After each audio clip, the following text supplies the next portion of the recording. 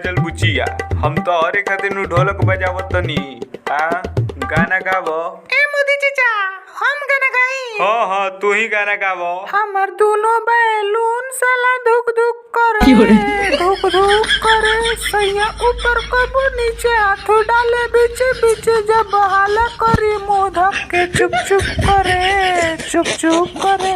हमर दोनों बैलून साला धुक धुक करे, धुक धुक करे। वाह काजल वाह, तू तो हमार दिल जीत लिहलू। ए मोदी चाचा, तू गाना गावा एगो। जाए तो काजल बुचिया, तू गाना गवलू नु, हमार गाना गावल जरूरी नहीं थे। ना मोदी चाचा, गाना गावा तू, हम गाना तार सुनो। हम एके शर्त पर गाना गाइम काजल बुचिया, जब चैनल के सब्सक्राइब करेबू और वीडियो को लाइक करेबू तब ही गाना गाइम, ना तो हम ना गाना गाइम।